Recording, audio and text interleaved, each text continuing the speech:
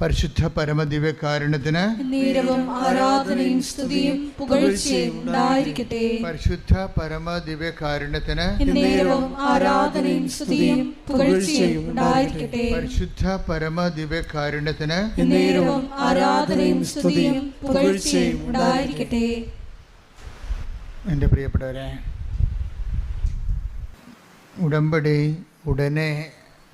ഉടമ്പടിയുടെ വിഷയത്തിൻ്റെ മേൽ ദൈവികമായ ഇടപെടലുണ്ടാകാൻ പണ്ട് ഞാൻ നിങ്ങൾക്ക് ഒരു ഷോർട്ട് കട്ട് പറഞ്ഞു തന്നിട്ടുണ്ട്, ഒരു കുറുക്ക് വഴി. എന്താണ്? അമ്മയെ എന്നെ അമ്മയുടെ പ്രത്യക്ഷീകരണത്തിൻ്റെ എല്ലാവരും കാണാൻ പഠിച്ചിരിക്കല്ലേ? Thank you. ഇതുപോലെ ഈ ദിവസങ്ങളിൽ ധ്യാനത്തിൽ എൻ്റെ മനസ്സിൽ വന്നൊരു സംഭവമാണ്. അമ്മ എന്നെ സുവിശേഷത്തിൻ്റെ സാക്ഷിയാക്കണമേ.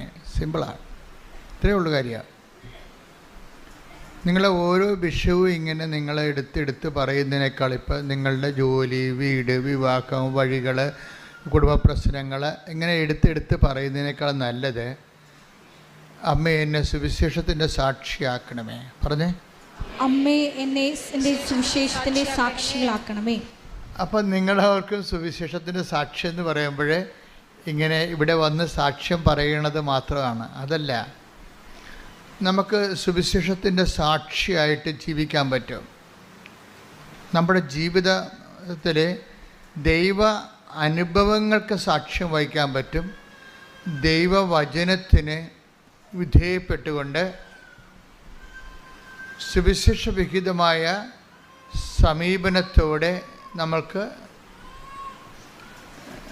എല്ലാ വിഷയങ്ങൾക്കും സുവിശേഷവിഹിതമായ സുവിശേഷത്തിൻ്റെ ആന്തരിക അർത്ഥം ആവഹിച്ചുകൊണ്ട് നമുക്കൊരു വിശ്വാസ സമീപനമുണ്ട്. അത് നമ്മുടെ പെരുമാറ്റത്തിലൂടെയാണ് വരുന്നത്. പെരുമാറ്റത്തിലൂടെ നമുക്ക് സുവിശേഷത്തിൻ്റെ സാക്ഷിയാകാൻ പറ്റും. പെരുമാറ്റത്തിലൂടെ ഏറ്റവും നല്ലതുകൊണ്ട് ഇപ്പം നമ്മൾ മരിയോളജി അല്ലെങ്കിൽ മാതാവിൻ്റെ പ്രത്യക്ഷീകരണത്തെക്കുറിച്ച് മാതാവിനെക്കുറിച്ചൊക്കെ പഠിക്കുമ്പോൾ മാതാവ് പരിശുദ്ധ അമ്മ സുവിശേഷത്തിൻ്റെ പെരുമാറ്റ സാക്ഷിയാണ്. ഈ ദിവസങ്ങളിൽ എന്നെ ഞാൻ ധ്യാനിച്ചൊരു വിഷയമാണ് പെരുമാറ്റ സാക്ഷി. നമ്മൾ പെരുമാറുന്നില്ലേ, പേരിൻ്റെ പെരുമാറ്റം വെച്ചാൽ നമ്മളെ എന്താണ് സെൽഫ് എക്സ്പ്രഷൻ. നമ്മളിപ്പോൾ ജോസഫച്ചൻ്റെ പേരിൻ്റെ മാറ്റം, അത് ദേഷ്യക്കാരനാണെങ്കിൽ ദേഷ്യമാണ് മാറണത് ശരിക്കും ഇല്ലേ? അപ്പം ഞാൻ ഇനി ദേഷ്യമായിട്ട് ഫൈറ്റ് ചെയ്യേണ്ടി വരും സുവിശേഷവിഹിതമായിട്ട്. വല്ല അസൂയ, പരദൂഷണമോ, പകയോ, ചതിയോ, മോഹൻകോപമോ, കലക്കമോ, ഭിന്നതയോ ആണ് എൻ്റെ പെരുമാറ്റത്തിലുണ്ടെങ്കിൽ അതും പെരുമാറുമ്പോൾ ആ പേരിൻ്റെ കൂടെയുള്ള മാറ്റത്തിൽ അതാണ് വരുന്നത്, പ്രതിഫലിക്കുന്നത്. സെൽഫ് എക്സ്പ്രഷൻസ് എന്ന് വരും. പെരുമാറ്റം എന്ന് പറഞ്ഞാൽ അതിനെ വിശ്വാസബന്ധിയായിട്ട് നമ്മളതിനെ തർജ്ജമ ചെയ്താൽ പെരുമാറ്റം ബിഹേവിയറിനേക്കാൾ ഉപരി സെൽഫ് എക്സ്പ്രഷനാണ്. സുവിശേഷം ഒരു സെൽഫ് എക്സ്പ്രഷൻ നമുക്ക് വിഭാവന ചെയ്യുന്നുണ്ട്. സുവിശേഷം സ്വീകരിച്ച ആൾ, സുവിശേഷത്തിൻ്റെ സാക്ഷി, അവരുടെ ഒരു തനത് സെൽഫ് എക്സ്പ്രഷൻസ് ഉണ്ട്. മാതാവിൻ്റെ പരിശുദ്ധ അമ്മയുടെ സെൽഫ് എക്സ്പ്രഷൻ എന്താണ്? മറിയത്തിൻ്റെ മൗനമാണ് അല്ലേ?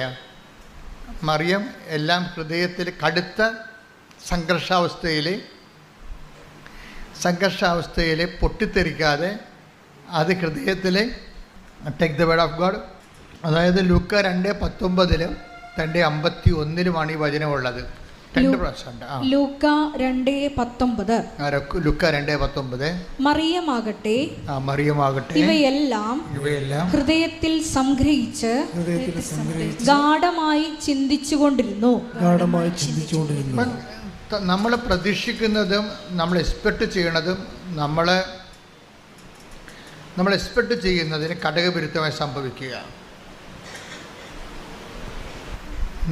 നമ്മൾ പ്രതീക്ഷിക്കുന്നതിന് ഘടകവിരുദ്ധമായൊരു സംഭവം നടക്കുക. ഇപ്പോൾ 26-ാം തീയതി 2 ലക്ഷം രൂപ തരാമെന്ന് പറഞ്ഞു. അപ്പം നമ്മൾ 27-ാം തീയതി നിങ്ങളുടെ കടക്കാർക്ക് ഡേറ്റ് പറഞ്ഞിരിക്കുകയാണ്. ഇയാൾ പറഞ്ഞതനുസരിച്ചാണ് നമ്മൾ ഡേറ്റ് കൊടുത്തിരിക്കുന്നത് അല്ലേ. 26-ാം തീയതി നമുക്ക് പൈസ കിട്ടണം, നമ്മൾ 27-ാം തീയതി നമ്മുടെ കടക്കാർക്ക് കൊടുക്കും. അപ്പോൾ 26-ാം തീയതി പൈസ തരാനുള്ള ആൾ, അപ്പോൾ നമ്മൾ വളരെ ക്ലിയറാണ്, സന്തോഷമായിട്ടൊക്കെ ഇരിക്കുകയാണ്. അപ്പോൾ 26-ാം തീയതി ഇയാൾ നമ്മളെ വിളിച്ചിട്ട് പറയണേ, ഡേറ്റ് നിങ്ങൾക്ക് പറഞ്ഞ ആളിനോട് ഡേറ്റ് നീട്ടിത്തരുമോ എന്ന് ചോദിക്കുക. ഇവിടെ എനിക്ക് പൈസ കിട്ടിയിട്ടില്ല. ഇച്ചോ, ഇത് ഞാൻ നാട്ടിൽ നിൽക്കാൻ പറ്റത്തില്ല, ആൾക്കാരെന്നെ തല്ലിക്കൊല്ലുമെന്നാണ് നമ്മളെ പൊട്ടിത്തെറിക്കും. അപ്പോൾ നമ്മുടെ ഉടമ്പടിയെല്ലാം പോയി ഉണ്ടാ. ഒറ്റ സംഭവത്തിൽ ഉടമ്പടിയെല്ലാം ഉടഞ്ഞു പോകും. പല ആൾക്കാരെ ഉടമ്പടി ഉടഞ്ഞു പോയിട്ടുണ്ട്. പിന്നെ നിങ്ങൾ കഷ്ണം ഈ കുപ്പിയൊക്കെ പൊട്ടിച്ച് കഴിഞ്ഞാൽ പിന്നെ കഷ്ണം കൊണ്ട് നടക്കത്തില്ലേ. ഉടമ്പടിയുടെ ഉടഞ്ഞ കഷ്ണം കൊണ്ടാണ് ചില ആൾക്കാർ നടക്കുന്നത്. ഉടമ്പടി ഉടഞ്ഞു പോയി നേരത്തെ, അതിൻ്റെ കഷ്ണം കൊണ്ടാണ് നിങ്ങൾ നടക്കുന്നത് പലരും. കാര്യം ഉടമ്പടി ഉടയണ സാഹചര്യം കാര്യം ഉടമ്പടിയുടെ ഈ ബിഹേവിയറിസം ബിഹേവിയറിസം അല്ല, ഈ സെൽഫ് എക്സ്പ്രഷൻസ്. കാര്യം നമ്മൾ ആരോടാണ് ഉടമ്പടി ചെയ്തിരിക്കുന്നത്? ദൈവത്തോട്. അപ്പോൾ ദൈവത്തോട് ഉടമ്പടി ചെയ്യുമ്പോൾ നമ്മളുടെ റിസ്ക് എന്താ?